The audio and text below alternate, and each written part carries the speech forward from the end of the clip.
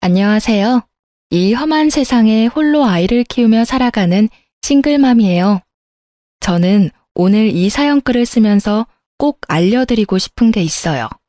가족 계획은 최대한 철저하게 결혼 후에 하라는 거요. 저와 남편이 애가 생겨서 결혼하게 된 케이스거든요. 물론 애가 생겨서 결혼한 사람들이 모두 저처럼 망하지는 않겠지만 그래도 조심해서 나쁠 거 없잖아요. 잘못하면 정말 지옥 문 앞까지 갔다 올 수도 있거든요. 저와 남편은 20대 초반에 만나서 예상하지 못한 아이를 임신해서 결혼까지 하게 됐어요. 그때는 저도 어렸고 아이가 그렇게 쉽게 생길 줄 몰랐죠. 남편은 얼굴도 잘생겼고 옷도 잘 입는 사람이었어요. 당시에도 많은 여자들이 남편에게 찝적대고는 했어요. 애가 생겨서 결혼하게 됐을 때는 남편을 좋아하는 여자들에게 나쁜 소리도 많이 들었었죠. 그래도 남편은 책임을 지려고 했어요. 지금 생각해보면 그것은 책임이 아니라 소문이 이상하게 나는 게 싫었던 것 같았지만 그럼에도 제 아이를 책임져 주는 건 너무 고마운 일이었어요. 그런 남편과는 다르게 시부모님은 저를 무척 싫어하셨어요. 아들 임신시켜서 앞길 막는 여자라며 처음에는 그 애가 내 아들 애인 거 확실하냐며 친자 검사까지 하자고 하셨거든요. 애가 태어나고 정말로 그렇게 했어요. 그렇게 하지 않으면 10년, 아니 100년이 지나도 저를 부정한 여자로 만들고 제 아이를 혼외자처럼 만들 것 같았거든요. 검사를 하고서야 아이에 대한 공격은 멈추었지만 여전히 저를 향해서는 날선 공격을 퍼부었어요. 본인들 눈에는 차지도 않는 며느리, 그게 저였던 거예요. 더 좋은 여자를 만날 수도 있는데 너 때문에 만나지 못했다는 말을 수십 번도 더 들었으니까요. 며느리 취급 안 한다면서도 일이 생기면 불러서 일 시키고 돈 내야 할 거 있으면 돈도 달라고 윽박지르고 여하튼 그런 사람들이었어요. 저는 임신과 출산, 육아 때문에 학업도 꼬이고 취직도 꼬인 사람이었죠. 애가 3살이 될 무렵이 되어서야 제게 시간이 주어졌죠. 아이 때문에 열심히 살아가려 애썼지만 이상하게도 버는 돈보다 나가는 돈이 더 많았어요. 남편은 나이가 들어도 아이가 생기고 가정이 생겨도 포기하지 못하는 것이 2가지 있었거든요. 바로 외모를 가꾸는 것과 명품에 대한 사랑이요. 솔직하게 말해서 우리가 돈을 못 버는 건 아니었어요. 남편은 좋은 직장은 아니지만 그래도 꼬박꼬박 월급이 나오고 있었고 저도 직장에서 일을 하면서 월급을 받고 일했어요. 살뜰하게 살면 그래도 조금은 저축할 수 있는 만큼은 벌었어요. 그런데 남편의 사치가 저희를 점점 올가매는 거예요. 빚을 지면 안 된다는 일념으로 투잡까지 뛰는데도 감당이 안 될 정도로 빚이 늘어서 결국에는 집을 팔고 허름하고 낡은 집으로 이사하게 되었어요. 그리고 결혼 5년 차에 남편은 새로운 취미가 생겼어요. 바로 캠핑이었죠. 한창 캠핑 붐이 일어날 때였는데 하루가 멀다 하고 비싼 캠핑 장비를 사들이더라고요. 혼자 즐길 거라면서 아기자기하고 예쁜 소품도 사들이는 걸 보고 저는 저와 아이를 위해 사는 건가 싶었어요. 그런데 정작 저와 아이는 제일 처음 캠핑에만 같이 가볼 수 있었어요. 그 뒤에는 이런저런 핑계로 남편 혼자서 다니게 됐어요. 여전히 캠핑 장비를 사느라 생활비를 주지 않는 남편에게 저는 몇 번이고 말했어요. 제발 이제 그만 좀 사라고요. 그런데도 남편은 알았어 하면서 흘려넘기고는 여전히 비싼 물건을 샀어요. 캠핑은 한 달에 한 번 정도 나가더니 얼마 지나지 않아서는 2주에 한 번을 나가더군요. 그리고 그 뒤에는 매주 주말에 캠핑을 하러 갔어요. 사실 이상하다는 생각은 안 했어요. 힘드니 혼자 있는 시간을 갖고 싶다는 남편에게 더 이상 캠핑 장비를 사지 않는 것을 조건으로 보내준 거였거든요. 사건이 터진 건 캠핑을 다니게 된 지 5달째 되던 날의 평일이었어요. 저는 그날 연차를 쓰고 건강검진을 다녀오는 길이었어요. 아이 보느라 건강검진을 못하고 있다가 부랴부랴 하게 돼서 급히 연차를 쓰는 바람에 남편에게도 알리지 못한 연차였어요.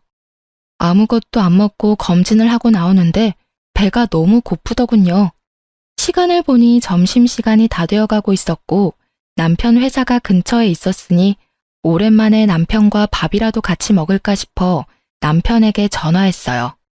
그런데 전화를 받은 남편이 밥 먹을 시간 없다며 전화를 뚝 끊더군요. 바쁜가 보다 싶어서 남편 회사 앞에서 발길을 옮기는데 남편 회사 동료와 마주치게 됐어요. 그분도 밥 먹으러 나오는 길이었던 것 같더라고요. 제가 인사를 하니 그 사람도 인사를 해오며 이상하다는 듯 말하더군요. 여기는 어쩐 일이세요? 오늘 그 친구랑 같이 캠핑 가시기로 했다면서 여행 취소됐나요? 그 말에 너무 당황했어요. 저는 아무렇지도 않은 척을 필사적으로 하며 물었죠. 아, 남편이 캠핑 간다고 하던가요? 연차는 내일까지일까요? 아니요, 하루만 썼던데요.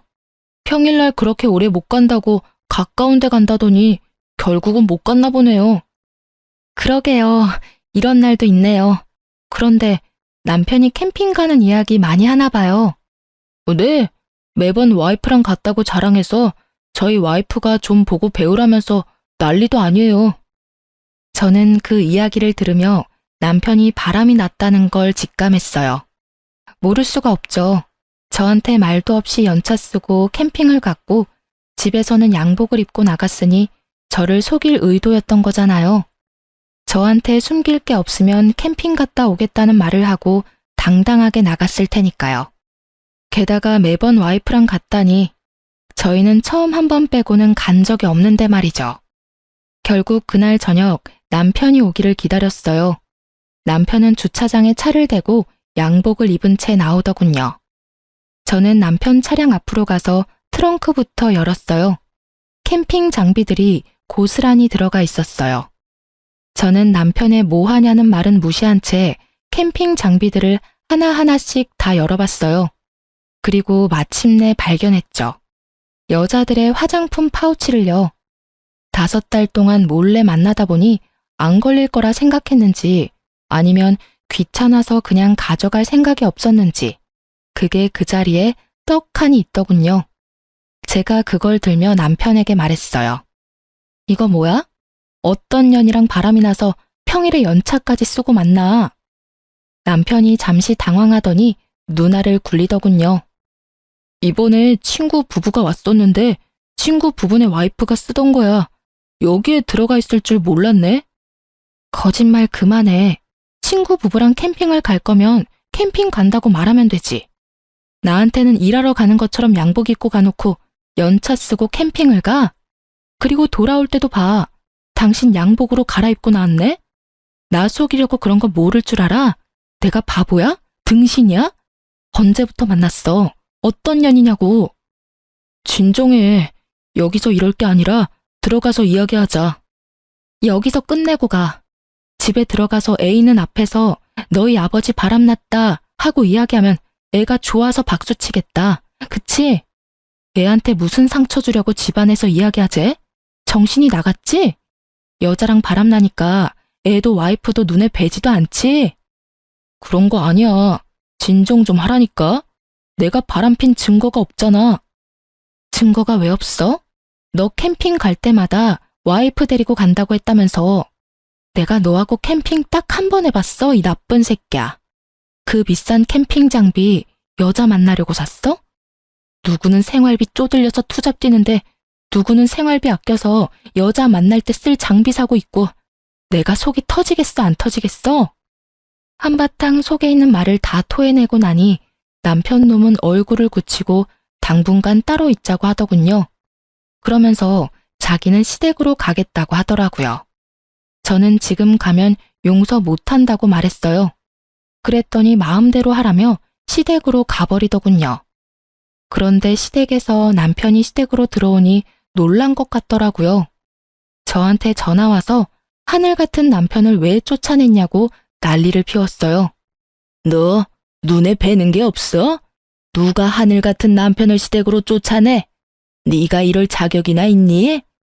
애 하나 가진 걸로 우리 집에 들어와 눌러붙은 너한테 우리 아들 함부로 대할 자격 없어. 어디서 저런 모자란 게 들어와서 아이고 내 팔자야. 저도 이번만은 참을 수 없었죠. 네, 그 하늘 같은 남편이 다른 년이랑 바람을 5달 동안 피우고 오늘 저한테 거짓말 하다가 들켰거든요. 평일날 일까지 쉬어가며 여자 만나다가 걸리더니 시간을 좀 갖자며 먼저 시댁으로 간 게 그 하늘 같은 남편이에요. 아무것도 모르시면서 왜 저한테 전화해서 이 난리예요? 이 집안은 바람 피워도 하늘 같은 남편이면 다 용서가 되나 보죠? 뭐? 야, 우리 아들 바람핀 증거가 어디 있어? 그리고 너 같은 년이 옆에 있으니까 우리 아들이 바람을 필 만도 하지. 네가 뭐가 잘났어? 어? 예쁘기를 해 돈이라도 잘 벌어. 집안도 별 볼 일 없고 눈치도 없는 게 어디서 큰 소리로 따박따박 말대꾸를 해? 네가 눈에 뵈는 게 없지? 결혼시켜주니 시댁이 우스워? 증거는 차고 넘쳐요. 캠핑 장비 안에 여자 물건이 가득하던데요. 어떤 년인지 잡히면 남편이랑 둘이 묶어서 불륜 남녀라고 온 마을에 소문내고 다니려고요. 제가 못생기고 돈도 없고 시댁도 별 볼 일 없고 눈치도 없어서 그런 식으로밖에 일 처리를 못하거든요. 꽥 소리 지른 저는 전화를 바로 끊어버렸어요. 그리고 남편이 없는 틈을 타 집에 있던 캠핑 장비들을 모두 중고 사이트에 올려서 팔아버렸어요. 구매한 지 얼마 안 된 것들인데다가 남편 새끼랑 상간녀가 얼마나 곱게 사용했는지 좋은 가격에 팔아제껴서 그나마 마음이 편했죠. 그리고 그 물건들을 다 팔고 나니 남편이 집에 돌아왔어요. 그리고는 캠핑 장비 사라진 걸 보곤 화를 내더군요. 여기 있던 장비 다 어쨌어? 팔았다. 왜? 너 여태껏 우리 집에 생활비 안 줬어. 다 팔아도 그 생활비 반도 안 나오더라. 당신이 안 준 생활비라고 생각하면 안 아까울 거야. 어차피 있으면 여자나 만나러 다닐 때 쓸 장비 뭐하러 집에다 놔둬? 그게 다 얼만데 그렇게 후려쳐서 받았어. 아무리 화가 나도 이건 아니지. 뭐가 아닌데? 아닌 건 네가 저지른 불륜이지. 앞으로 캠핑 장비 사들이기만 해봐. 네가 또 바람 피우는 거라 생각하고 내가 손수 오는 족족 다 분지르고 태워버릴 거니까. 알았어. 앞으로 안 사면 되잖아. 그리고 그 여자랑 다 정리했으니까 이제 그만해. 뭘 그만해. 지금 여기서 그만하자고 말할 수 있는 사람은 나야 당신이 아니라. 왜 네가 여기서 뭐가 되는 것처럼 구는데? 그냥 이참에 헤어질까? 나도 이렇게 구질구질하게 사는 거 질렸어.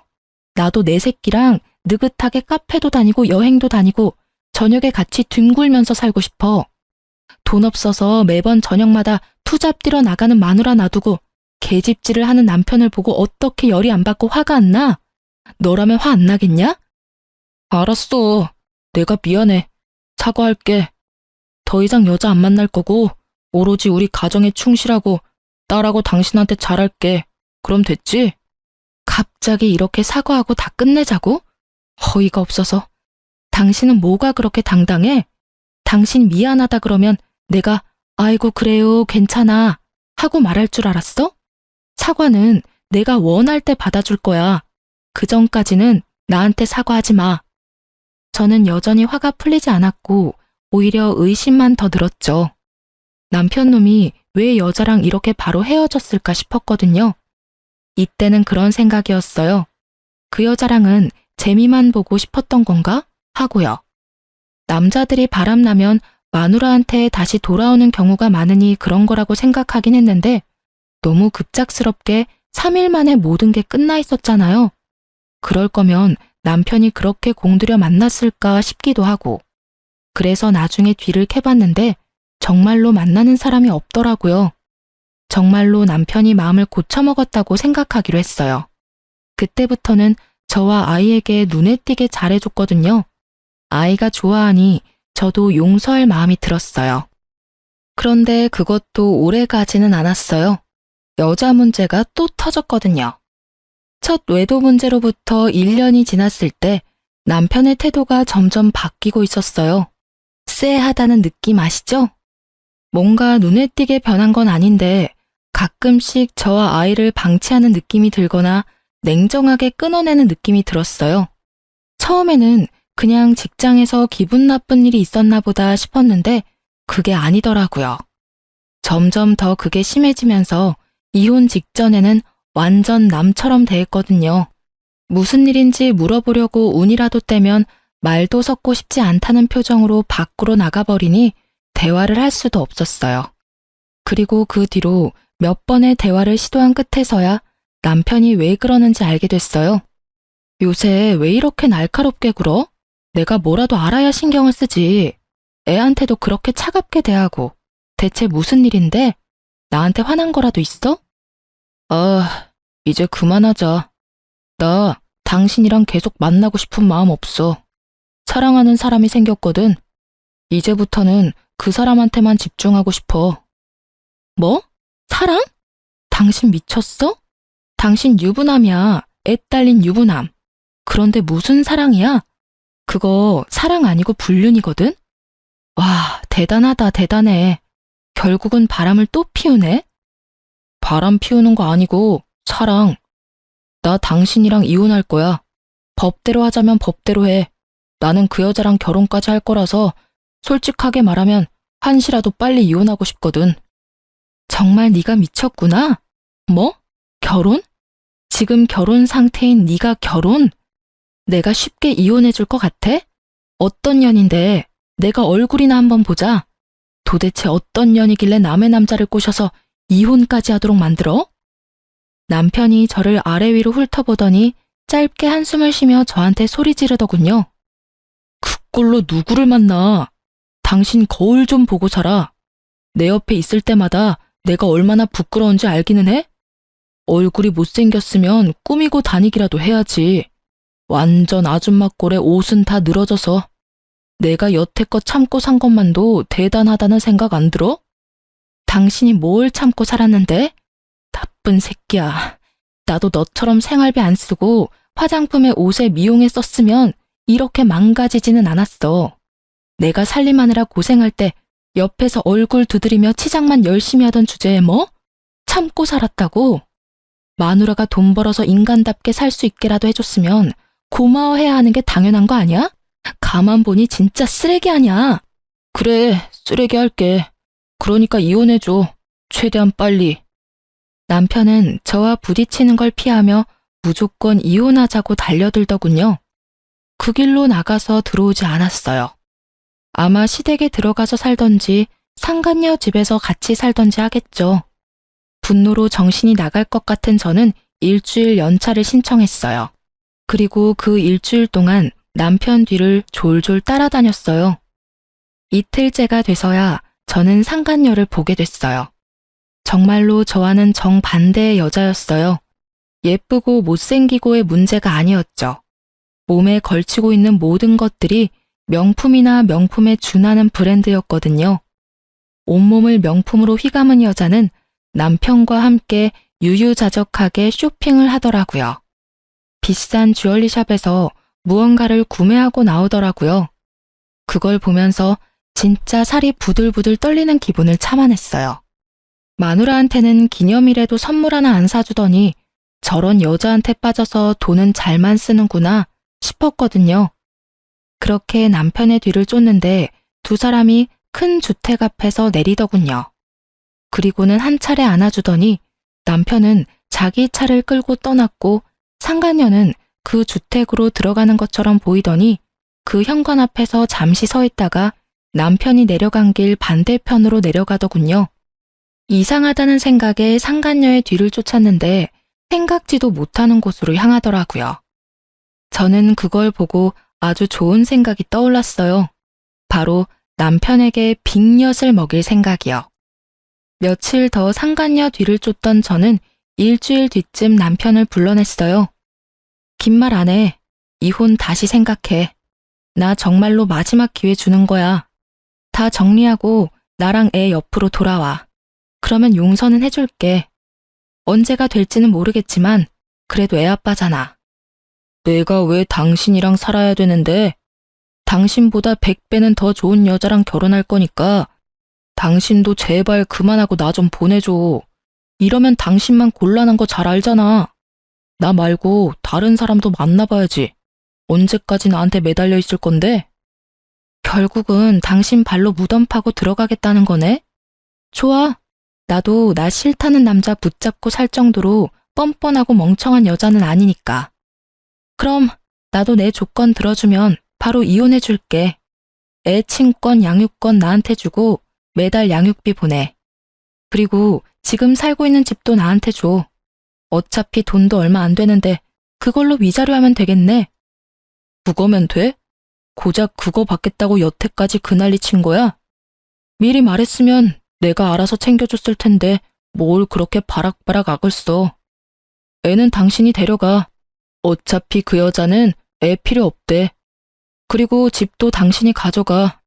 지금 당장 이혼 서류 내 앞에서 작성하면 나도 지금 당장 명의 변경해줄게. 그럼 됐지? 정말로 큰 소리치며 남편이 인심 후한 사람처럼 말하더군요. 이 거래가 얼마나 중요한 건지도 모르고 말이죠. 저는 속으로 웃으며 미리 준비해뒀던 이혼 서류를 건넸어요. 그러자 남편이 씩 웃더군요. 다 자기가 그린 대로 일이 흘러간다고 생각하고 지은 웃음이었겠지만 저는 알고 있었어요. 저 웃음이 오래가지 못할 거라는 걸요. 그렇게 저는 집을 받았고 아이를 데려올 수 있게 됐어요. 명의 이전해주고 남편은 시댁으로 갔고요. 제가 남편에게 기분이 안 좋으니 이혼 결정될 때까지 떨어져 지내자고 했고 남편이 흔쾌히 나가준 거였죠. 그렇게 남편이 시댁에 돌아간 지 며칠 만에 시댁에서 전화가 왔어요. 잠깐 시댁에 오라고 하더군요. 무슨 일인가 싶어서 갔더니 시댁에서 봉투를 하나 건넸어요. 두둑한 걸 보니 돈이 꽤 많이 들어가 있었죠. 이게 뭐죠? 뭐겠어? 위자료야, 위자료. 이거 먹고 우리 아들한테서 더 이상 질척대지 말고 깔끔하게 떨어져. 그리고 어디 가서 우리 아들 전처라고 말하고 다니지도 말고. 어기면 정신적 피해 보상으로 위자료 3천만 원 요구할 거야. 요컨대 입막음용 값이었던 거죠. 참으로 대단한 분들이었어요. 아들을 위해 뭐든 다 할 수 있는 분들이죠. 잘못한 자식 새끼에 대한 사랑을 이런 방식으로만 할 수 있는 사람들을 보니 머리가 어지랬죠. 하지만 저는 그걸 거부할 이유가 없었어요. 제가 그걸 집어들자 시모가 종이를 한 장 들이밀더군요. 각서다. 우리 아들 봐도 아는 척 하지 말고 애가 우리 아들 애라고 찾아오지도 말고 어디 가서 우리 아들 전처라고 말하지 말라는 내용이야. 알아들었으면 각서에 지장 찍어. 저는 그것을 읽고는 한마디를 꺼냈어요. 죄송한데 여기 몇 가지 더 추가해도 될까요? 내용 듣고 결정하마. 이혼하고 나면 번복은 할 수 없다. 이 항목이랑 양육비는 꼭 줘야 한다. 아이에게 접근하지 않는다. 이 세 가지도 넣어주세요. 뭐든 꼼꼼하게 하는 편이 좋은 법이죠. 어차피 애는 필요 없다면서요? 그러면 이렇게 써야 하고 양육비는 이혼해서 제가 친권과 양육권을 가져간 이상 지불해야 하는 거니까 어쩔 수 없어요. 안 줄 때를 저도 대비해야 하니까요. 시모가 잠시 생각하더니 별로 해가 될 게 없는 내용이다 싶었는지 알겠다며 도장을 찍더군요. 그걸 보고 저도 지장을 찍었어요. 이제야 속이 시원하네. 여태껏 며느리라고 하나 있는 게 아주 모자라서 속을 썩이더니 마지막에는 그래도 기분 좋은 일 하나 해줬구나. 너는 우리 집이랑 안 맞았던 거야. 너한테 잘 맞는 남자가 어디 있을지도 모르니 잘 살펴보며 지내라. 하긴 우리 아들보다 더 대단한 남자는 못 만나겠지만 말이다. 네가 무슨 수로 우리 아들 같은 남자를 만나겠니? 그러게요. 저도 속이 다 시원하네요. 어디서 복덩이 같은 여자가 굴러와서 여자나 밝히는 새끼 뒤치다거리 해준다고 하다니. 2천만 원은 제가 여태껏 이 집에서 받은 정신적 피해에 대한 보상이라고 생각할게요. 그러니까 저도 고맙다는 말은 안 할 거고 어르신들도 생색내지 마세요. 그 돈만큼 사람 괴롭힌 거는 맞는 말이잖아요. 저도 이제야 이 집안에서 벗어날 수 있어서 정말 다행이라고 생각해요. 앞으로 올 여자가 얼마나 대단하고 좋은 며느리일지는 모르겠지만 두 분 마음에 아주 쏙 들기를 바랄게요. 저 같은 여자보다는 명품으로 온 몸을 휘감고 다니는 여자가 이 집 사람들하고 딱 맞는 것처럼 보이니까요. 제 말에 시부모는 얼굴이 빨갛게 달아올라 터지기 일보 직전이었어요. 새파랗게 어린 여자한테 모욕적인 언사를 들으니 화가 났던 거겠지만 저야말로 이 모욕을 던질 수 있는 유일한 사람이기도 했죠. 그간 얻어먹은 욕이 얼만데 2천만 원으로 퉁을 치려 하다니 완전 도둑놈 신보잖아요. 어쨌든 두 사람에게 한바탕 쏘아주고 밖으로 나오면서 제가 남편에게 말했죠. 각서에 나온 대로 잘 지켜달라고요. 그랬더니 남편놈은 걱정하지 말라며 너나 잘 지키라고 하고 각자 헤어졌어요. 그리고 저는 이혼이 될 때까지 정말 조심스럽게 기다렸어요. 두 사람이 깨지면 제 계획도 깨지니까요. 상간녀와 남편놈이 깨쏟으며 알콩달콩 미래 이야기를 하고 있어야 제가 줄 비곁이 두 사람에게 큰 타격을 줄 거거든요. 그리고 법적으로 모든 게 정리되자마자 남편부터 불러냈어요. 커피숍에 들어서는데 남편이 앉아있는 게 보이더군요. 제가 다가가자 남편놈이 살짝 놀란 얼굴로 쳐다봤어요. 남편놈이 마음고생을 시키지 않으니 저절로 시간이 넉넉해져서 잠도 잘 자고 꾸밀 시간도 돈도 생겼거든요. 그래서 열심히 찍어 바르고 미용하고 예쁜 옷 사입었더니 저도 아줌마 때는 좀 벗겨진 모양이었죠. 많이 바뀌었네. 그거 보여주려고 나오라고 한 거야? 당신이 아무리 찍어 바르고 꾸며도 나는 당신한테 안 돌아가. 뭐래? 정신 나갔어? 당신이랑 나랑은 남보다 못한 사이야. 너 좋으라고 꾸민 거 아니거든? 착각도 적당껏 좀 해. 그럼 왜 보자고 했는데? 각서에 나한테 연락하지 말라고 적혀 있었잖아. 급한 일 아니면 간다? 급한 일이기는 해. 하긴 나보다는 당신한테 급한 일이긴 한데 필요 없으면 그냥 갈게. 나도 필요 없다는 사람한테 굳이 이야기하고 싶지도 않고. 제가 일어서는 신용을 하자 전 남편이 저를 급히 잡더군요. 무슨 일인데 그런 말을 해? 말해봐. 급한 일이란 게 뭔데? 내가 이런 말하면 또 당신한테 미련 못 버리고 질투하는 것처럼 보일까봐 여태까지 말 안 하고 있었거든. 근데 우리 이제는 진짜 남이고 나도 당신한테 아무런 미련도 없어. 솔직히 이런 이야기 한다고 나한테 득될 것도 실될 것도 없는데 그래도 당신이 내 아이 아빠라서 도와주려는 거야. 무슨 말을 하려고 이렇게 서론이 길어? 나 당신이 이혼해달라고 했을 때 당신이랑 그년 미행한 적 있었거든? 근데 엄청 큰 주택에서 당신이 내려주고 항상 당신이 먼저 자리 떴지? 근데 그녀는 당신이 가고서도 그 문 앞에서 10분을 서 있더라고. 그리고 집에 왜 안 들어가나 싶었는데 거기서 나와서 다른 곳으로 향하던데? 그 주택가에서 좀 많이 떨어진 원룸촌으로 들어가는 걸 봤어. 약속이 있었나 싶었는데 그 뒤에도 쭉 그 여자는 그 주택에서 내려줘도 매번 똑같은 원룸 빌라로 가더라고. 출퇴근도 거기서 하던데 혹시 다른 남자라도 있는 거 아니야? 잘 알아보고 결혼하는 거 맞지? 제 말을 듣는 동안 전 남편 얼굴이 시시각각 변하더군요. 이게 끝이야. 뭐 두 사람 간에 신뢰가 있으면 큰 문제 없는 일이지. 내 이야기는 끝났으니까 이제 정말 끝이네. 갈게. 그렇게 말하고 자리에서 일어서는데 전 남편이 초조한 얼굴로 제게 그러더군요. 혹시 그 건물이 어딘지 기억해? 같이 좀 가줬으면 하는데. 저는 알겠다고 흔쾌히 말하고 전 남편을 데리고 상간녀가 드나들던 원룸으로 향했죠. 그곳에 도착했을 때 전 남편의 얼굴은 완전히 똥 씹은 표정이었어요. 전 남편은 원룸으로 들어가지 못하고 그 근처에서 지켜보고만 있었어요. 저는 놔두고 가려다가 곧 있을 즐거운 만남을 위해 가지 않고 같이 기다리고 있었죠. 그리고 상간녀가 나타났어요. 여전히 온몸에 명품을 휘두르고요. 빌라 입구에서 들어가려는데 전 남편이 나타나 상간녀 손목을 확 낚아채며 소리치더라고요. 너 뭐야? 여태까지 부잣집 딸인 것처럼 나 속인 거야? 네가 왜 여기서?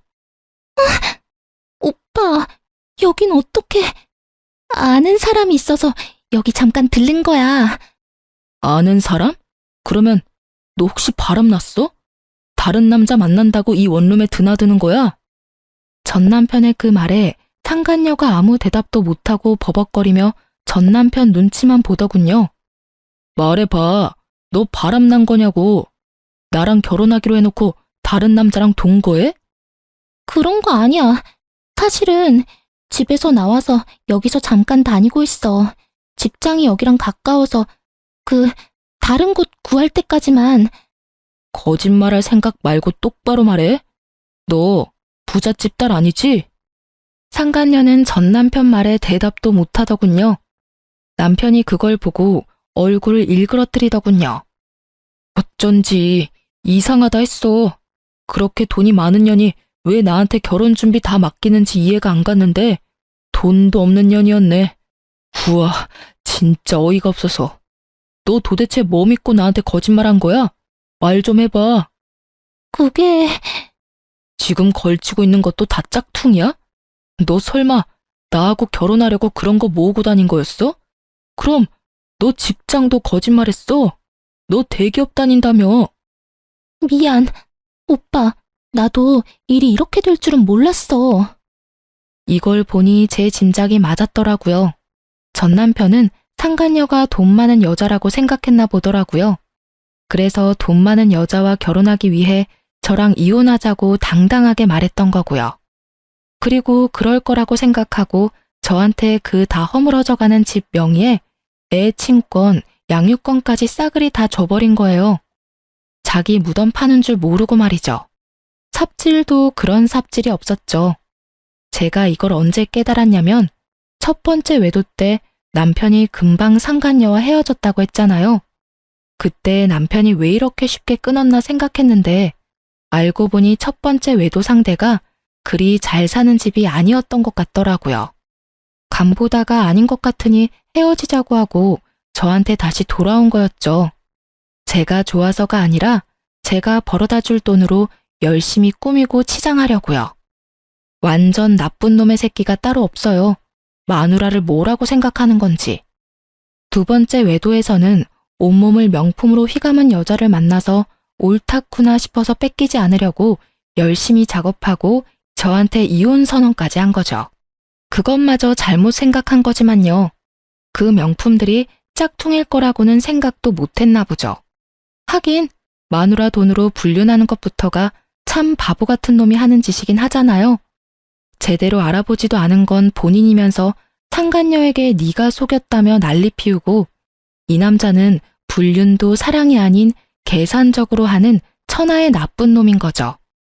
하긴 불륜을 사랑으로 해도 문제가 있지만 그마저도 계산이었으면 소시오패스 아닌가요?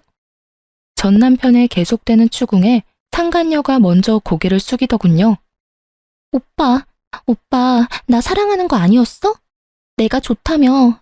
구질구질하고 다 늙은 아줌마 같은 마누라가 싫다며.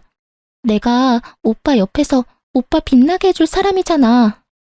지랄하네. 야, 돈도 없는 년한테 내가 무슨 관심을 가져.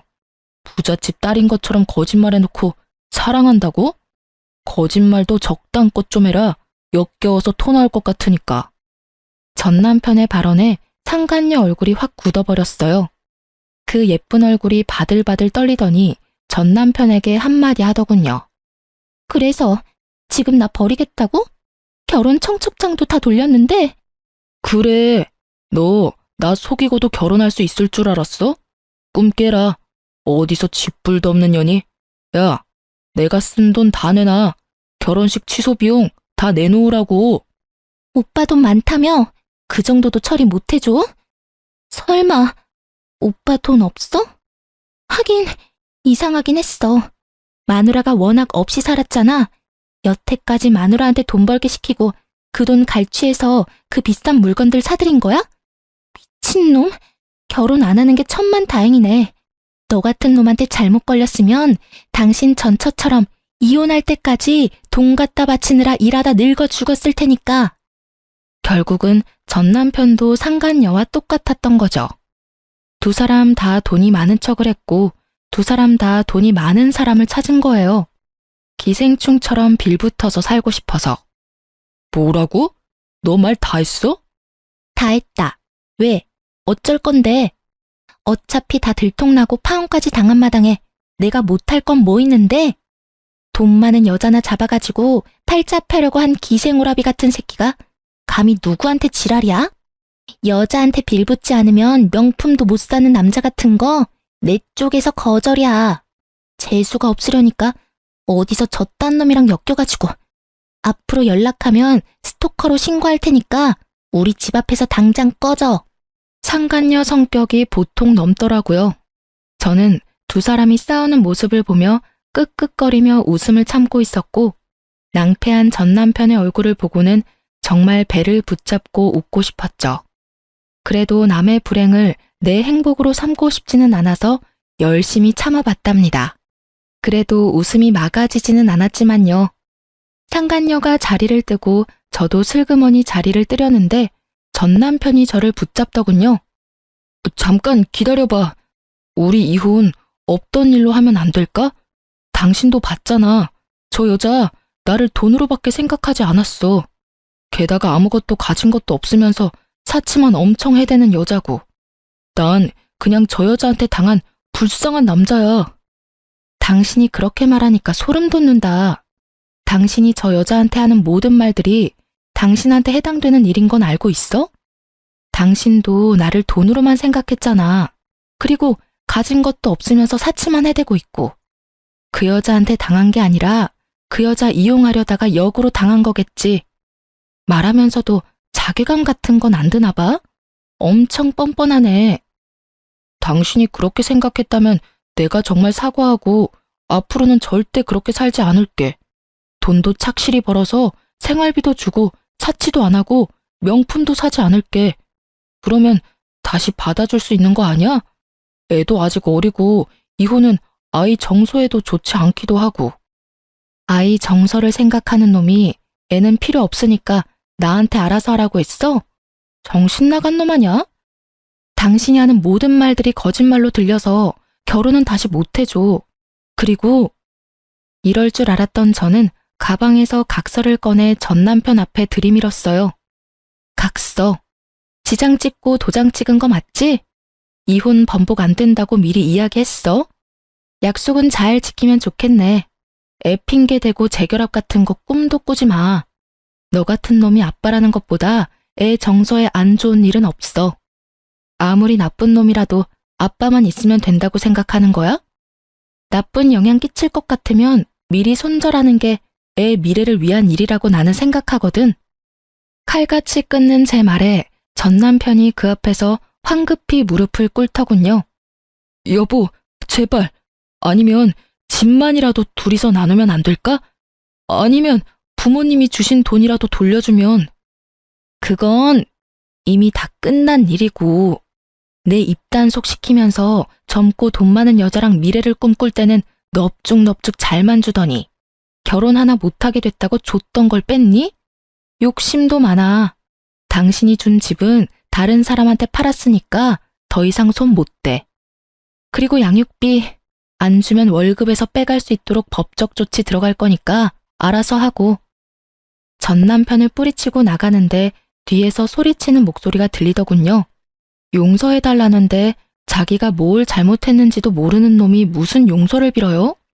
다 거짓부렁이인 거 티가 나는데 말이죠. 용서? 돈 많은 여자 잡아서 호강할 줄 알고 다 쓰러져가는 집 선심 쓰듯이 던져줄 때는 미안하다는 생각은 하나도 없었으면서 시댁에서 한술 더 떠서 돈으로 깔끔하게 저와 아이라는 존재를 털어내려 할 때도 미안한 마음 눈꼽만큼도 없었던 놈이 말은 어찌나 청산유수인지 제가 용서할 리가 없잖아요. 억울해서 화병이라도 걸려서 골골대면 책임져 줄 것도 아니면서 용서를 빌기는 왜 비냐 이 말이죠. 결국 전 남편의 재혼은 영원히 물 건너 가버렸어요. 상간녀가 직접 전 남편 직장에도 소문을 다 낸 데다가 이번 일로 첫 번째 외도까지 들통나 버렸죠. 그때 저와 대화했던 그 직장 동료가 회사의 이야기를 다 퍼뜨린 모양이더라고요. 저와 대화할 때 제 모습이 이상했다는 걸 알아챈 것 같더라고요. 솔직히 저야 그 직장에 안 다니는 외부자이니 굳이 신경 쓸 일 아니지만 당사자는 좀 다르잖아요? 자기 이미지가 완전히 박살나는 걸 두고 볼 수 없었는지 아니면 다른 여자들에게 경멸 어린 시선을 받는 게 힘들었는지 이유는 모르겠지만 퇴사를 했더군요. 그래도 열심히 돈 많은 여자 꼬셔보려고 돌아다니고 있는 모양이더라고요. 허세 가득한 SNS는 그대로였으니까요. 그렇지만 잘 될 리가 있나요? 집도 없이 시댁에 얹혀 사는 외도를 이유로 이혼하고 외도 상대와도 파혼한 남자가 잘 되는 게 더 이상하죠. 그리고 그렇게 전 남편의 새로운 시작을 응원했던 시댁에서도 1년이 다 지나고 저에게 연락을 해왔어요. 애미냐? 긴 말 안 하겠다. 애 데리고 다시 돌아와라. 기회는 2번 안 준다. 그러니까 적당히 하고 다시 와. 무슨 소리 하시는 건지 모르겠네요. 뜬금없이 전화하셔서 애미라니. 죄송하지만 저희 이제 법적으로 남남이에요. 아니지, 남보다 더 못한 사이죠. 그런데 왜 제가 돌아가요? 그리고 사람을 우습게 보시는 모양인데 기회는 그쪽에서 주는 게 아니라 제가 줘야 하는 거죠. 저는 줄 생각도 없긴 하지만 기분은 무척 상하네요. 저는 아직도 어른께서 직접 작성해서 주신 각서 잘 간직하고 있으니까 그 각서대로 행해 주셨으면 좋겠네요. 우리 아들이 저렇게 됐다 해도 너보다 잘난 건 사실이야. 그리고 넌 싱글맘으로 사는 게 얼마나 힘든지 모르지? 그거 아무나 못해. 너 같은 애가 할 수 있는 일이 아니니 얼른 이 집에 돌아와. 걱정 안 해주셔도 열심히 힘들어하고 있어요. 친정에서도 많이 도와주니까 괜찮고요. 저한테 신경 쓰지 말고 아드님한테나 신경 써주세요. 아참, 양육비는 밀리지 말고 꼬박꼬박 보내주라고 전해주세요. 각서 기억하시죠? 어기면 위자료 3천만 원이에요. 어차피 지장에 인감까지 찍었으니 어기지는 않겠지만 걱정은 좀 되네요. 전화와서 오라고 하는 거 보니 그 사람 발등에 불 떨어진 모양 같기도 하고. 어쨌든 저는 더 이상 엮일 생각 없으니까 알아서 좋은 며느리 만들어주세요. 예쁘지도 않고 돈도 없고 처가도 별 볼 일 없고 눈치까지 없는 며느리 뭐하러 다시 맞이하려 그래요? 집도 없고 여전히 어른이랑 같이 살면서 이혼과 파혼을 한 번씩 한 아들인데 그에 걸맞는 며느리 찾아주시면 되죠. 그럼 이만 전화 끊을게요. 다시 전화하지 마세요. 기분이 더러워져서 안 되겠네요. 그 말을 끝으로 전화를 끊어버렸어요. 아, 싸가지 없는 말을 하고 나니 얼마나 속이 시원하던지. 오해하지 마세요. 저는 예의범절을 잘 지키는 착한 어른이랍니다. 다만 제 심장에 비수 박아서 비틀어 짜는 사람들에게까지 예의범절 지켜줄 필요 없잖아요. 이렇게 저와 그쪽 집안과의 악연은 끝을 맺었어요. 정말 길고도 질긴 악연이었죠. 아이를 갖지 않았다면 이런 일도 겪지 않았겠지만 아이가 생기지 않았다면 이런 일도 견뎌낼 수 없었겠죠. 그 아이는 지금도 무럭무럭 잘 자라고 있어요. 언젠가 아이가 아빠에 대해 궁금해하면 차분하고 진지하고 교육적인 말로 이야기해 주려고 미리 사연글을 쓰면서 정리해봤네요. 여전히 떠올리면 욕이 나올 것 같은 날들이었지만 마지막에 선사한 엿 덕분에 조금이나마 맺힌 돌덩이가 사라진 기분이에요.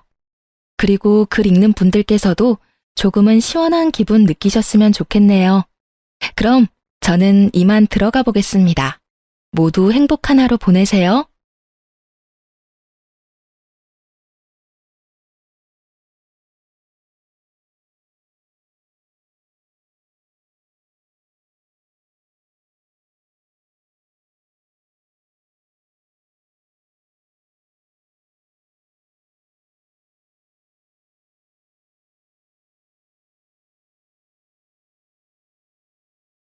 안녕하세요. 전 30대 돌싱녀입니다. 전 저를 등에 업고 신분 상승을 꿈꾸던 전 남편 놈과 사기꾼 덕분에 빨리 이혼할 수 있었는데요. 지금 생각해도 기가 막힌 이야기를 여러분과 나눠보고자 이렇게 사연을 보내게 되었습니다. 저와 남편은 같은 회사 동료였어요. 남편은 회사 내에서도 유명한 사람이었어요. 외모면 외모, 키, 성격, 업무 능력까지 두루 갖춘 남자였죠. 워낙 뛰어나니 당연히 인기가 많을 수밖에 없었고 전 그런 남편에게 눈길도 주지 않았어요. 전 남편에 비해 보잘것없는 외모였기에 오르지 못할 나무를 볼 필요는 없다고 생각했어요. 하지만 남편은 자신에게 관심이 없는 제가 더 눈에 들어왔다며 저의 근처에서 서성이기 시작했어요. 처음엔 왜 저러나 싶었죠. 주변에 남편 좋다는 여자가 한둘이 아닐 텐데 하필 저에게 관심을 보이니까요. 전 적당히 무시하며 지냈고 남편은 생각보다 끈질겼습니다. 제게 관심을 보이는 기간이 길어지자 다른 여자 동료들도 저에게 관심을 보이고 저에겐 수군거림이 따라다녔죠. 저 여자야, 저 여자. 민수 씨가 저 여자 좋아한대. 뭐? 정말이야? 왜? 못생겼잖아. 같은 팀원들 말로는 성격이 밝고 구김이 없다고 하더라고. 민수 씨는 외모 말고 성격 보는가 보지. 그래도 얼굴이 좀 많이 아니지 않아? 이런 수군거림이요. 전 제가 예쁜 편이 아니란 걸 알고 있었기에 그 정도 수위의 대화는 대수롭지 않았지만 저에게 쏠리는 관심 자체가 불편했어요. 그래서 남편에게 한마디 해야겠다 싶었죠. 저기 민수 씨, 요즘 저한테 왜 그러세요? 왜 자꾸 제 주변을 서성이시냐고요. 민수 씨가 계속 그러시니까 사람들이 자꾸 수군거리잖아요. 저 불편해요. 그 생각까진 못했는데 죄송해요. 그런데 수군거리는 게 문제면 그냥 저랑 만나주시면 되잖아요.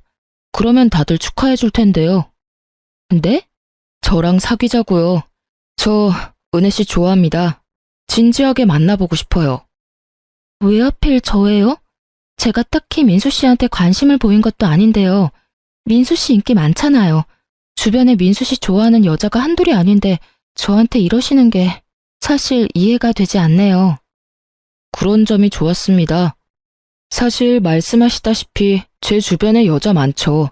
많은데 단 한 번도 눈길이 간 적이 없었습니다. 그런데 은혜 씨는 달랐어요. 저한테 눈길 한 번 주신 적이 없었는데 제 눈길이 계속 은혜 씨를 쫓고 있더군요. 제 마음이 이렇습니다. 생각보다 은혜 씨를 많이 좋아하고 있어요. 그러니 제 마음 좀 받아주시면 안 될까요? 참 웃긴 일이었어요. 전 사실 잘생긴 사람보다 저와 유머 코드가 맞는 남자를 좋아했거든요. 그런데 남편이 고백하는 순간 얼굴에 후광이 비치더니 저도 모르게 좋아요라고 대답해버린 거 있죠? 이렇게 남편과 전 연인 사이가 되었어요. 하여튼 저와 남편은 1년 넘게 연애를 하다 2년이 가까워지던 때 결혼을 했어요. 소위 인물값 한다고들 하던데 남편은 전혀 그렇지 않았어요. 잘난 척은커녕 겸손히 몸에 밴 사람처럼 참 따뜻하고 다정했죠. 그런 남편을 보며 결혼 결심까지 하게 되었던 것이고요. 꽤 부유했던 친정과는 달리 시댁은 넉넉한 살림은 아니었어요.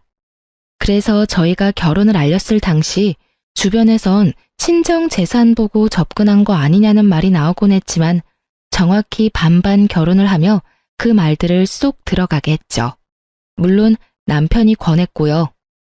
자기야, 내가 지불해서 가면 좋겠지만 자기도 알다시피 내가 모은 돈도 그렇게까지 많진 않고 집에서도 도와줄 형편이 안 돼. 그래서 하는 말인데 우리 반반 결혼 어때? 반반 결혼? 좋지. 사실 부모님께서 집 해주신다고 했는데 난 도움받기 싫어서 좀 고민스러웠거든. 아, 뭐? 그건 절대 안 되지. 나도 반대야. 우리가 돈을 못 버는 것도 아니고. 사실 지금 당신한테 반반으로 하자는 것도 나 너무 미안해. 반반하는 게 뭐가 미안해.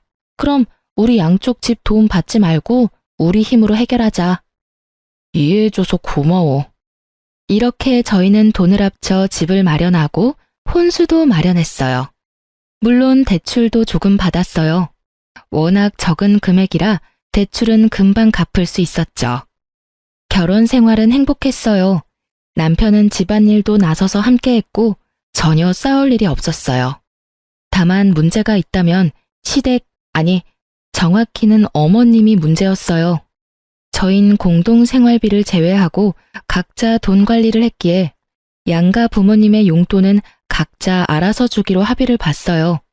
하지만 어머님은 남편이 드리는 용돈이 만족스럽지 않으신지 저에게 연락을 하셔 돈을 요구하는 일이 생겨났습니다. 돈만 요구하면 다행이었죠. 그날은 더 과한 요구를 하더라고요. 아가, 바쁘니? 통화할 수 있니? 네, 어머님. 말씀하세요. 무슨 일 있으세요? 다름이 아니라 입을 옷이 하나도 없어서 주말에 백화점 가려고 그러는데 네 카드 좀 다오. 네? 제 카드요? 그래, 네 카드. 네 카드로 옷 좀 사야겠다. 왜? 싫으냐? 싫다기보단 그이도 그렇고 저도 그렇고 용돈 드렸잖아요. 적은 돈이 아닌데 용돈은 어쩌시고 또 카드를 달라고 하시니 제가 좀 당황스러워서요. 누가 들으면 몇백만 원은 준 줄 알겠다. 고작 100만 원 가지고 누구 코에 붙이라고? 어머님, 고작이라뇨. 저희도 100만 원으로 충분히 생활해요. 더구나 어머님은 혼자신데 그게 부족하시다뇨. 혼자면 생활비 적게 쓴다는 법이라도 있니? 그리고 내가 이런 말까진 안 하려고 했는데 말이 나왔으니까 하마. 네가 그 완벽한 내 아들이랑 살 수 있는 게 다 누구 덕분인 것 같니? 다 내가 잘 낳고 잘 키운 덕분 아니겠니? 그런 나한테 현금 다발을 가져다 바쳐도 모자랄 판국에 그깟 카드 한 장 주는 게 그렇게 아깝니? 너도 참 뻔뻔하다 얘. 진짜 뻔뻔한 게 누군데 그런 말을 하는지. 그리고 돈 100만 원이 작나요? 참 진짜 기가 막히더라고요. 전 어머님의 황당한 요구에 할 말을 잃었고 때마침 옆에서 듣고 있던 남편이 제 휴대전화를 빼앗아 갔어요. 미간을 잔뜩 구긴 것이 화가 제대로 난 듯 했어요. 엄마, 이게 뭐 하는 짓이야? 이 사람한테 카드 맡겨놨어? 왜 이 사람한테 카드를 달래? 그리고 은혜한테도 용돈 받고 있었어? 아니, 그게 아니라 아들. 나는 괜찮다고 하는데 은혜가 챙겨줘서 하는 수 없이 받았어. 나 정말 괜찮다고 했어. 결혼 첫 달부터 전화로 용돈 내놓으라고 그 난리를 부리신 건 기억도 안 나시는지. 참 태연스럽게도 거짓말을 하시더라고요. 남편은 그런 어머님의 말씀을 무시하고 단호하게 말했어요. 엄마, 앞으로 은혜한테 용돈 타령하지 마. 만약에 은혜가 주더라도 다시 돌려주라고. 당연히 이번 주말에 카드도 없으니까 그런 줄 알고 끊어. 그리고 다신 은혜한테 이런 일로 전화하지 마. 한 번만 더 이런 일 있으면 명절에도 집에 가는 일은 없을 테니 그런 줄 알아. 그러고선 전화를 딱 끊는데 어머님께는 죄송하지만 참 든든하더라고요. 주변에 우려하는 반대로 남편은 친정 돈은커녕 제 돈마저도 탐내지 않았어요. 그 후론 어머님의 돈 요구는 사라졌지만 틈만 나면 전화하셔서 시댁으로 부르시기 시작했습니다. 평일엔 일을 해야 하니 변명거리라도 있었지만 주말엔 꼼짝없이 가야만 했어요. 그것도 2번 갔을까요? 제가 너무 피곤해하자 남편이 중간에 나서서 앞으로는 주말에도 부르지 말라고 못 박아준 덕분에 시댁 방문도 하지 않게 되었죠. 정말 든든하더라고요. 남의 편이라 남편이라고들 하던데 저희 남편은 온전한 제 편이었어요. 전 그런 남편을 믿고 의지했죠. 그렇게 전 남편과 행복할 거라 생각했어요. 우리 부부의 앞날은 밝을 거라 믿어 의심치 않았습니다. 하지만 예기치 못한 일은 갑자기 일어났고 남편의 추악한 민낯이 드러났어요. 그 사건의 시작은 친정아빠가 사기를 당하면서 시작되었습니다. 아빠는 사업 확장을 위해 새로운 사업에 무리해서 투자를 진행했고 그 큰 돈을 그만 다 허공에 날리고야 말았습니다. 네, 사기를 당하신 거였어요. 사기꾼은 투자금을 가지고 잠적을 해버렸고 아빠 회사는 크게 휘청하며 부도 위기까지 가게 되었습니다. 그 큰 돈이 투자금으로 확정될 때까지 몇 번의 확인 절차가 있었는데도 불구하고 일이 안 되려고 하니 어떻게 해도 막을 수가 없더군요. 친정의 가세는 무섭게 기울기 시작했고 남편도 자연스럽게 알게 되었죠. 그 후 남편은 저를 대하는 태도가 확 바뀌더군요. 어쩜 사람이 그렇게 변할 수 있는지. 제가 알던 다정하고 오로지 제 편이던 남편은 온데간데 없이 사라지고 멋씹은 표정으로 폭언만을 일삼는 쓰레기가 되어 있었습니다. 야, 될 수 있으면 아침엔 겸상 좀 안 하면 안 되냐? 어? 자기야, 그게 무슨 말이야? 네 얼굴이 너무 못생겨서 아침 먹다가 토할 것 같아서 그래. 그리고 그 자기 소리도 좀 그만해. 자기는 무슨... 내가 뭐 실수한 거라도 있어? 갑자기 왜 그래? 혹시나 내가 실수한 게 있다고 하더라도 지금 말은 너무 심하잖아. 심한 건 네 얼굴이랑 몸매고 얼굴은 뭐 어떻게든 가리면 된다고 쳐도 그 몸은 진짜 심하다고 생각 안 해? 넌 어떻게 그 몸으로 삼시세끼를 다 챙겨 먹을 수 있냐? 뭐? 진짜 말 다 했어? 아니, 아직 할 말 무진장 많은데 아침부터 네 얼굴 너무 많이 봤더니 속이 너무 안 좋네. 나머지 할 말은 카톡으로 할 테니 확인해봐. 남편은 헛구역질을 하며 자리를 떠났고 전 갑작스럽게 변한 남편의 모습에 한참을 멍하니 있었어요. 그 순간 휴대전화가 쉬지 않고 울렸고 휴대전화를 확인한 저는 믿기지 않는 현실에 눈물을 쏟았습니다. 휴대전화엔 남편이 보낸 카톡이 쉬지 않고 오고 있었는데 그 내용의 대부분은 제 외모를 비하하는 내용들이었어요. 그걸 보고 있는데 정말 내가 알던 제 남편이 맞나 싶더라고요. 저요, 사연 처음에 말씀드렸다시피 제가 예쁘지 않은 건 누구보다 잘 알고 있어요. 하지만 남편이 말하는 것처럼 그렇게 보지 못할 정도는 아니라고 생각하고 살았습니다. 객관적으로 평가해도 그렇고요.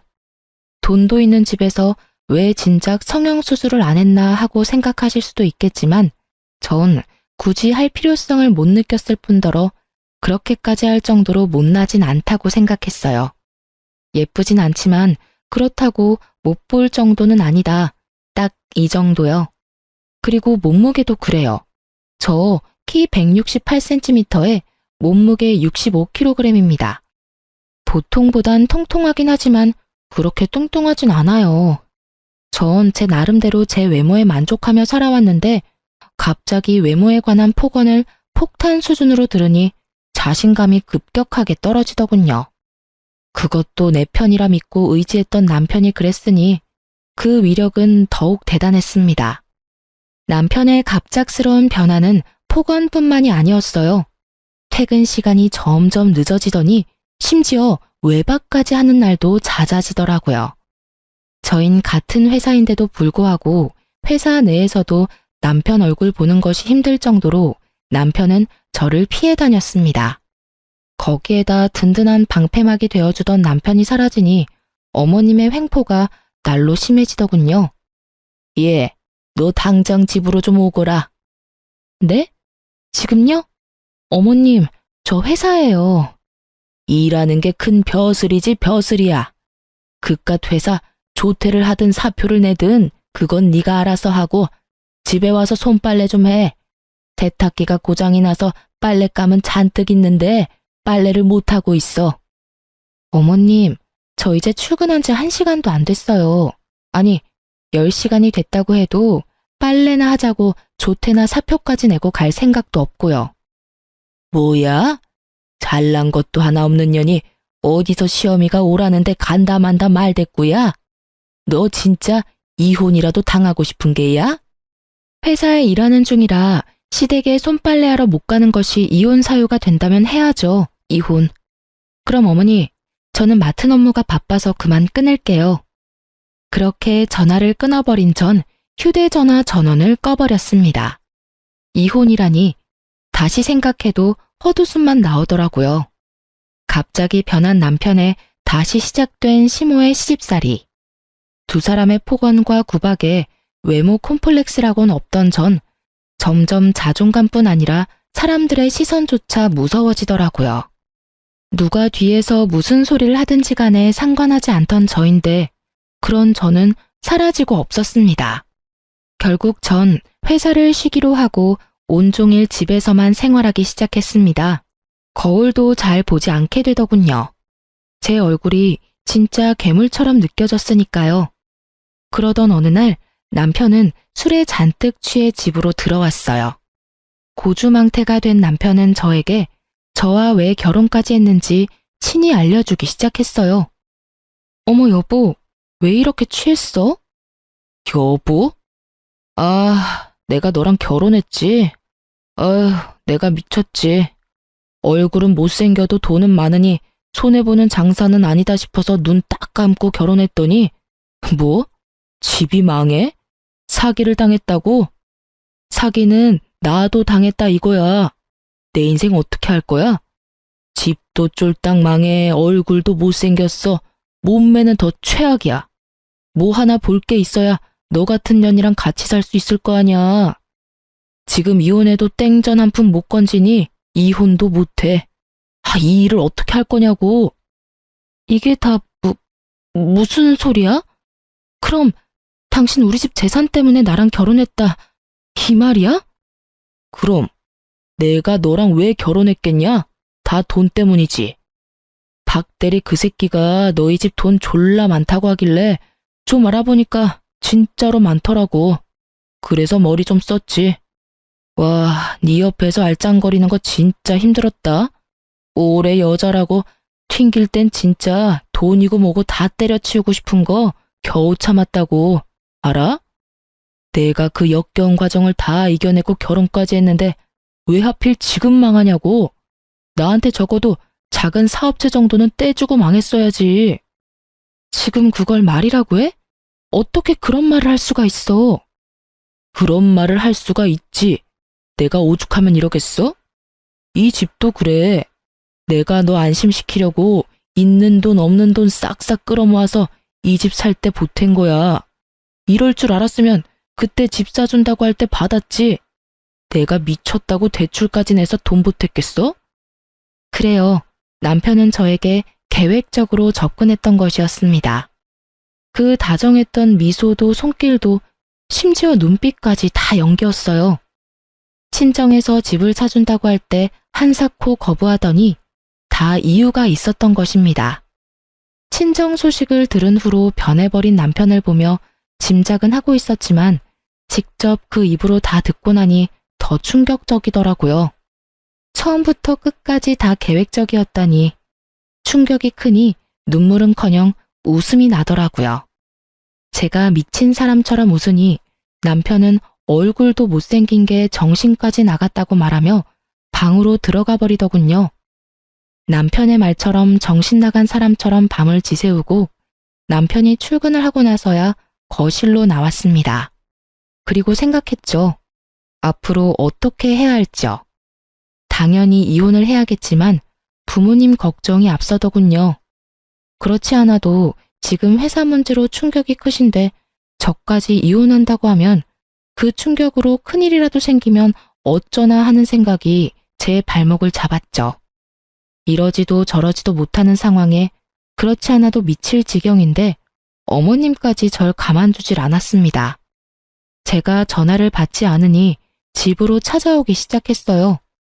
자기 집 마냥 자연스럽게 비밀번호를 누르고 들어와선 온 집안을 헤집고 다니는 것은 기본이고 때 되면 밥 타령에 간식 타령, 심지어 육조에 물까지 받으라며 목욕 수발까지 들게 하더군요. 날마다 심해지던 시집살이는 결국 본색을 드러냈습니다. 여느 날과 같이 자연스럽게 비밀번호를 누르고 들어온 어머님은 저를 부르더군요. 예, 여기 좀 앉아봐라. 전 크게 한숨을 쉬며 어머님 앞에 앉았고 그런 저를 보며 어머님은 혀를 차시더라고요. 그렇게 한숨이나 퍽퍽 쉬니 집이 안 망하고 백이니? 그런 말씀하시려고 저보고 와보라고 하신 거예요? 에휴, 그러면 나도 본론만 말하마. 이 집 명이 공동명이라고 들었다. 그게 말이나 되니? 말이 안 될 건 없죠. 그이랑 저랑 정확히 반반씩 내서 집도 마련하고 대출금도 갚았으니 공동명의가 당연한 거 아닌가요? 그건 너희 집이 망하기 전에나 말이 되는 이야기였고 지금은 너희 집이 쫄딱 망하지 않았니? 이제 내 아들에게 물려주거나 해줄 수 있는 재산이 전혀 없는데 이 집이 공동명의인 건 당연히 말도 안 되는 거야. 당장 내 아들 명의로 바꾸거라. 네 집에서 내 아들한테 재산 한 푼 못 주는 대신 집이라도 내 아들 명의로 돌리란 이 말이야. 여러분은 이 말이 이해되시나요? 친정 재산을 남편에게 못 물려주니 함께 마련한 아파트 명의를 친정 재산을 대신하여 남편의 명의로 바꾸라니. 전 도대체가 기역부터 시작해서 히읗까지 이해되는 말이 없더군요.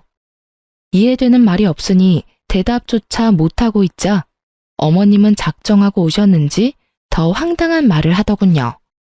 명의 바꾸는 대로 이 집에서도 나가. 난 더 이상 너 같은 애랑 내 아들이랑 같이 사는 꼴 보기 싫으니 말이다. 그러니까 집도 주고 이혼도 해라. 이 말씀이세요? 얼굴은 그따위로 생겼어도 머리는 좋은가 보구나. 하긴 그 얼굴로 살려면 머리라도 똑똑해야 하겠지. 어머님, 무슨 말씀을 그런 식으로 하세요? 왜? 내가 틀린 말 했니? 내가 이제 와서 하는 말이지만 너 처음 봤을 때 깜짝 놀랐다. 어떻게 그런 얼굴로 우리 민수랑 결혼 마음을 먹을 수가 있는지. 그나마 집에 돈이라도 많다고 하길래 눈 꼭 감고 받아줬더니 우리 아들 앞길에 꽃은커녕 재나 뿌리고 있으니 어머님, 제가 그의 앞길에 무슨 재를 뿌렸다고 그러세요? 집이 쫄딱 망했잖니. 부도 직전이라며. 그러다 부도라도 나면 길거리나 앉을 텐데 그때 이 집에 와서 같이 사니마니 하는 꼴 나는 못 본다.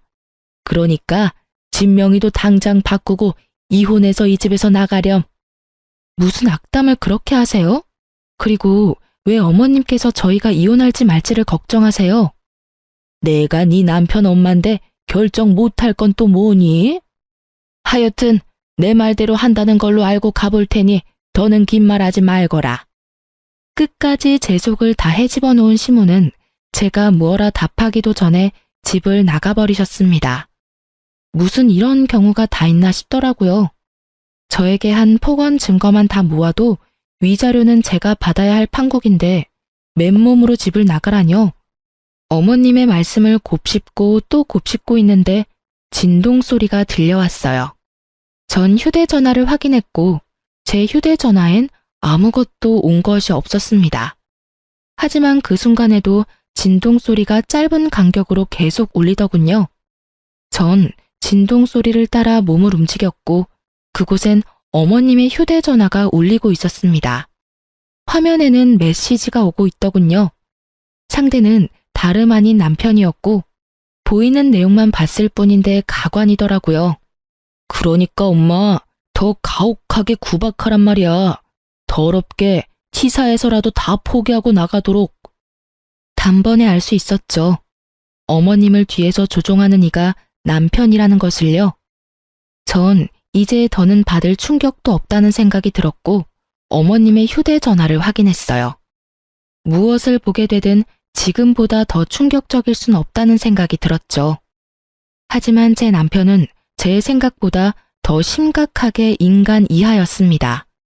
문자 메시지 하면 온갖 치졸한 대화들이 많았는데 그중 가장 충격적인 것이 저희 집에 오시기 바로 직전 나눈 대화였어요.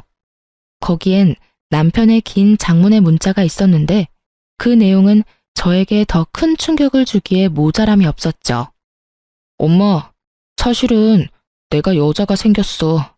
이 여자도 엄청난 부자인 것 같더라고. 친정도 잘 사는데 이 여자도 능력이 좋아.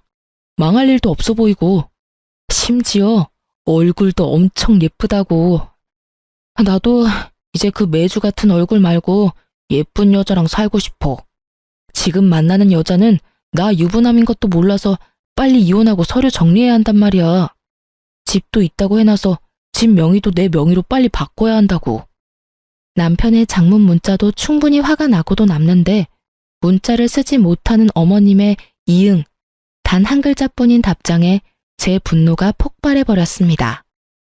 몸이 떨리는 건 물론 이까지 드르륵 갈리며 이 두 인간을 갈아 마셔도 화가 풀리지 않을 것만 같았습니다. 전 곧 휴대전화를 가지러 오실 어머님과 마주했다간 복수는 시작도 못하고 끝날 것만 같아 일단 집 밖으로 나와버렸습니다. 그리고 복수만 생각하며 걷고 또 걸었어요. 그렇게 걷다 전 어느 순간 정신을 잃고 쓰러졌고 눈을 떠보니 응급실이더군요. 환자분, 이제 정신이 드세요? 영양실조로 쓰러지셨어요.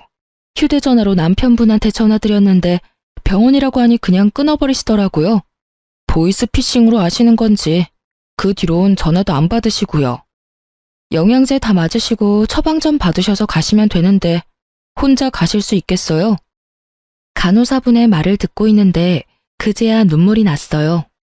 모든 것이 현실이었고 제가 맞이한 현실은 가혹하더군요. 그렇게 한바탕 눈물을 쏟아낸 저는 줄어드는 영양제를 보며 복수를 계획했습니다. 막상 복수를 계획하면서도 막막했는데 이런 저를 하늘에서도 돕는지 친정에서 좋은 소식이 들려왔습니다. 투자금을 들고 잠적했던 사기꾼을 잡았다는 소식이었습니다. 심지어 그 사기꾼은 돈을 빼돌리지 못해 돈까지 다 찾았다고 하더군요. 그 소식을 듣는데 하늘을 보며 감사하다고 몇 번을 외쳤는지 몰라요. 울기도 많이 울었고요. 이제 남은 것은 복수를 시작하는 것뿐이었습니다. 전 일단 부모님께 모든 사실을 알렸습니다. 모든 사실을 아신 부모님은 크게 분노하시며 남편을 가만두지 않겠다고 난리가 나셨지만 전 제가 알아서 복수할 수 있다며 부모님을 진정시켰어요. 그러면서 한 가지 부탁을 드렸어요. 남편에게 전화해 사기꾼을 잡았다고 한마디만 해달라고요. 아빠는 끓어오르는 화를 누르시고 그렇게 하겠다고 하셨고요.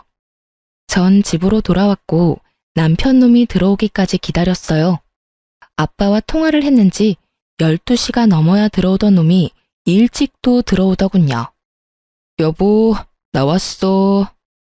아무 일도 아무 짓도 한 적 없다는 듯 절 여보라고 부르는 남편 놈을 보는데 온몸에 소름이 쫙 돋아서 혼났습니다. 저 정도면 정말 연기대상감이란 생각밖에 들지 않더군요. 민망한 기색도 미안하다는 말 한마디도 없이 제 곁에 붙어 앉아 아양을 떨어대던 남편은 저를 살며시 안았고 남편의 손길이 닿음과 동시에 전 반사적으로 남편 놈을 확 밀쳐내버렸어요. 분위기는 한순간에 싸해졌죠. 당신 지금 나 밀친 거야? 설마 내가 요즘 장난 좀 쳤다고 화난 거야? 다 장난이잖아. 내 눈엔 당신이 제일 예쁘다는 거 당신이 더 잘 알잖아. 그럼 알고 말고. 오늘 청소 좀 했더니 땀을 많이 흘려서 그래. 일단 나 좀 씻을게. 오래 걸릴 테니까 먼저 자. 오랜만에 욕조에서 몸 좀 담그고 싶어. 그래. 그렇게 도망친 욕실에서 몇 시간이나 있었는지 모르겠네요. 인기척이 느껴지지 않아 조심스럽게 욕실 문을 여니 남편 놈의 코를 고는 소리가 들리더라고요. 저를 기다리다 잠이 든 것인지 소파에서 자고 있는 남편을 뒤로 한 채 안방으로 들어가 버렸어요. 다행스럽게도 남편은 아침이 올 때까지 깨지 않았고 전 편하게 안방에서 잠을 잘 수 있었네요. 다음 날부턴 정말 정신없이 시간을 보냈습니다. 남편의 휴대전화에는 잠금이 걸려 있었고 전 그 잠금을 풀지 못했죠.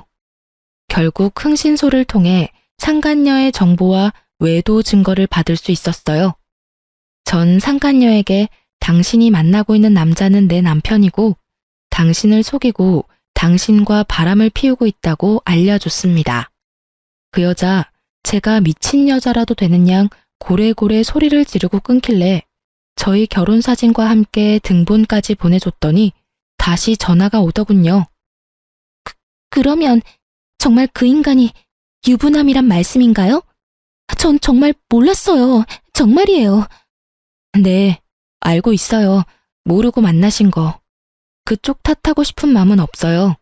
그저 더 큰 피해를 당하기 전에 말씀드려야 할 것 같아서 연락드린 거예요. 정말 죄송하고 감사합니다. 덕분에 쓰레기를 걸을 수 있게 됐네요. 어떻게 멀쩡한 얼굴에 그런 거짓말을 한다니 정말 무섭네요. 그러니까요. 저한테 그랬듯이 그쪽한테 접근한 것도 다 계획적이었을 거예요. 시댁에 돈 없는 게 자기가 가진 단 하나의 오점이라고 생각하는 인간이라 돈 있는 여자라면 물불 안 가리는 것 같았어요. 어쩐지 은근슬쩍 재산에 관심 보이길래 설마 하는 마음은 있었는데 정말 감사해요. 혹시 제가 도울 일이 있다면 도울게요. 그럼 한 가지만 부탁드려도 될까요? 그럼요. 그럼 그 인간이랑 아직은 헤어지지 말아주세요. 제가 연락드릴 테니 그때 헤어져 주세요. 네, 알겠어요. 당연히 제가 모든 사실을 알았단 건 비밀이겠죠? 네, 감사해요. 그럼 힘드시겠지만 연기 부탁드려요. 그렇게 상간녀와 전 동맹을 맺었고 저의 계획은 척척 진행되고 있었어요. 그 사이 남편은 저와 상간녀 사이에서 고민하는 것이 보이더라고요. 하지만 상간녀가 결혼에 대한 관심을 보이지 않자 저에게 더 정성을 쏟기 시작했어요. 남편도 어머님도 저를 이용하기가 가장 쉽다는 것을 다시 깨달은 것인지 지극정성도 그런 지극정성이 없었어요. 어머님은 아가 하시며 갖은 음식을 해오시는 것도 모자라 집까지 청소해 주셨고요. 남편놈은 꽃과 보석을 사오며 선물 공세를 하기 시작하더군요. 그래도 제 반응이 좋지 않자 정말 큰일 났다 싶었는지 제 마음을 돌리고자 있는 돈 없는 돈에 대출까지 받아 보탰던 저희 신혼집도 공동 명의에서 제 명의로 바꿔주더라고요. 제 이름이 적힌 등기 필증을 내밀며 용서를 구하는데 정말이지 눈물 없인 볼 수 없는 연기였어요. 여보, 내가 진짜 미안해. 그동안 섭섭했지? 그건 다 내 진심이 아니었어. 여러 가지 힘든 일이 좀 있었는데 워낙 당신을 믿고 의지하다 보니까 나도 모르게 편해져서 당신한테 화풀이했던 것 같아. 앞으로 절대 그런 일 없을 거야. 맹세해. 그리고 이건 별거 아닌데 집문서야. 이렇게 해서라도 내 마음이 진심이란 걸 보여주고 싶었어. 나 좀 용서해주면 안 될까? 여보, 이렇게까지 하지 않아도 되는데 당신 정말 반성하고 있구나? 그럼 나 진짜 반성 많이 했어. 그리고 얼마나 후회했는지 몰라. 나 용서해 줄 거야? 부부 사이의 용서는 무슨? 이미 다 풀었지. 전 남편에게 감동한 척을 하며 남편 못지않은 연기를 펼쳤고 남편은 이제 다 됐다고 생각했는지 얼굴에 화색이 돌았어요. 전 그런 남편에게 더 큰 희망을 심어주기로 했어요. 아 참, 여보, 혹시 지금 다니는 회사 그만두고 우리 아빠 회사로 들어가서 일 배워보는 건 어때? 이번에 그런 일도 있었고 아무래도 회사의 가족이 중요한 일을 맡을 필요가 있는 것 같아서. 자식이라곤 나 하나뿐인데 당신도 알다시피 난 회사 일에 관심도 없고 그럼 남는 건 당신뿐이잖아. 정말? 정말이야? 나 장인어른 회사에서 일 배울 수 있는 거야? 당신만 괜찮다면? 그렇지 않아도 아빠가 진작에 말씀하셨는데 그동안 우리 사이가 좀 그랬잖아. 그래서 말 못하고 있었지. 자리도 진작 만들어두신 것 같더라고. 자리까지 마련해 두셨다고? 그러면 당장 내일이라도 사표 내지 뭐. 그래, 그러면 내가 아빠한테 말해놓을게. 얼마나 좋아하던지. 어린애처럼 온 집을 누리며 방방 뛰는 남편놈을 보며 마음껏 좋아하라고 생각했네요. 그 기쁨도 오늘이 마지막일 테니까요. 드디어 결전의 날이 밝았고 남편놈은 출근과 동시에 사표를 냈다며 연락이 왔어요. 전 준비한 서류를 챙겨 남편이 오길 기다렸습니다. 남편은 밝은 얼굴로 집으로 돌아왔고 전 그 티 없이 밝은 얼굴에 이혼을 통보했어요. 우리 이혼하자. 뭐? 뭘 하자고? 내가 잘못 들은 거지. 이혼이라니. 제대로 들은 거 맞아. 이혼해 우리. 갑자기 무슨 이혼이야. 어제 나 다 용서했다며. 그 말을 믿었어?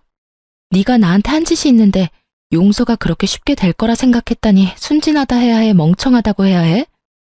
여보, 이러지 마. 나 절대 이혼 못해. 난 죽어도 이혼 못한다고. 방금 회사에 사표까지 냈는데 우리 이혼하면 나 어떻게 해?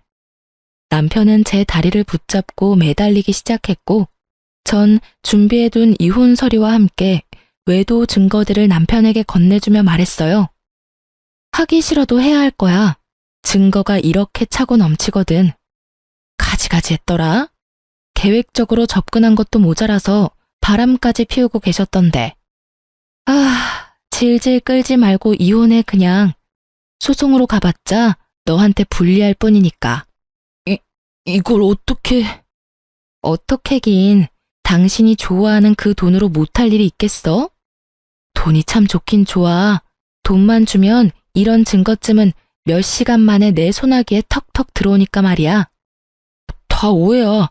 내 말 좀 들어봐. 그게 저 여자가 나 일방적으로 쫓아다녔어. 난 좋게 좋게 타이르느라 몇 번 만난 것뿐이고. 정말이야. 믿어줘.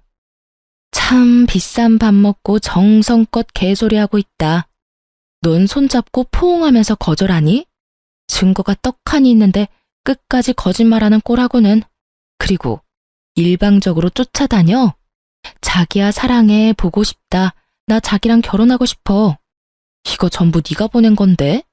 이래도 여자 혼자 일방적인 거야? 내가 보기엔 네가 그 여자 쫓아다니는 걸로 보이는데?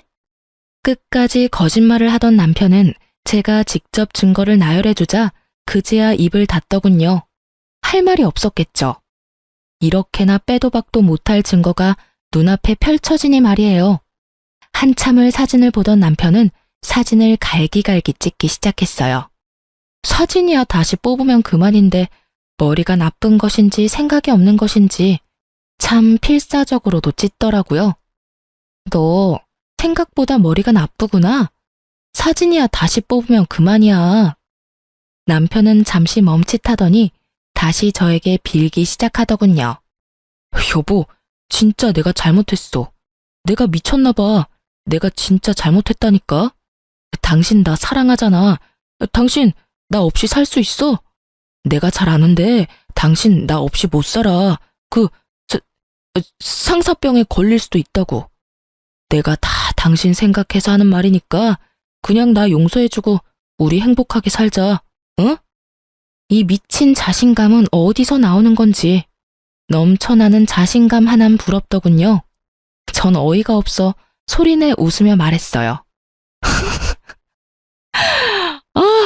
참 대단하다 너. 그런 자신감 부럽기도 하네. 근데 너 진짜 착각의 정도가 심각하다. 나 이제 너 안 사랑하고 네가 없어서 잘 살 수 있어. 탕사병은 개뿔. 너랑 계속 살다가 화병으로 제명까지 못 살 것 같거든? 그러니까 제발 이혼해. 여보. 아참. 그리고 이혼하기 전에 짐부터 싸. 짐은 왜? 짐은 왜라니? 잊었어? 이 집 당신 손으로 직접 내 명의로 돌려줬잖아. 시세보다 조금 저렴하게 내놨더니 금방 팔렸지 뭐야? 내가 인심 써서 가정 가구는 당신 줄 테니까 그걸로 월세라도 얻어서 잘 살아. 그러면 법원에서 보자. 전 그대로 집을 나와버렸습니다. 정말 운이 좋았어요. 복수를 계획하며 내놓은 집이 타이밍 좋게 딱 팔려주었으니까요. 남편에게 말한 대로 시세보다 조금 싸게 내놓긴 했지만 전혀 아깝지 않았어요. 오히려 이득이었죠. 반만 투자한 집이 온전한 제 것이 되어 돌아왔으니까요. 남편은 생각보다 더 쉽게 저와 이혼해 주었고 전 성공적으로 복수에 성공하게 되었습니다. 저와 쉽게 이혼해 준 전 남편의 행보는 뻔했고 전 상간녀에게 연락해 지금이라는 말을 전했어요. 지금이 헤어질 적기라는 뜻이었죠. 헤어질 날만 기다렸던 상간녀는 생각보다 더 잘해주었어요. 자신을 찾아온 전 남편에게 유부남이었던 거 다 알고 있다며 뺨도 날려주고 물도 뿌려줬다고 하더군요. 그러면서 사귀죄로 고소하기 전에 썩 꺼지라는 말까지 했다고 해요. 전 남편은 자신이 저지른 잘못이 큰 걸 알고는 있는지 그대로 줄행랑을 쳤다고 하고요. 모르긴 몰라도 돈 많이 썼을 거예요. 처음부터 저한테 돈을 잘 쓰긴 했는데 제가 고가의 선물 같은 건 바란 적이 없었거든요. 그런데 속였다는 거 알고 난 뒤부턴 가방도 받아내고 목걸이, 반지 다 받아냈어요. 카드로 다 긁던데. 그 빚 언제 다 갚으려나 몰라요. 이러니 생각보다 더 잘해낸 거 틀림없죠? 제 작전보다 더 잘 끝나버린 복수에 두 발 뻗고 잘 자고 잘 지낸 저와는 달리 전 남편은 전혀 잘 지내지 못했는지 차마 눈뜨고 보지 못할 꼴로 몇 달 만에 저를 찾아왔습니다. 전 당시에 친정에 있었는데 부모님도 외출하고 계시지 않아 어쩔 수 없이 전 남편을 마주해야 했죠. 웬일이야?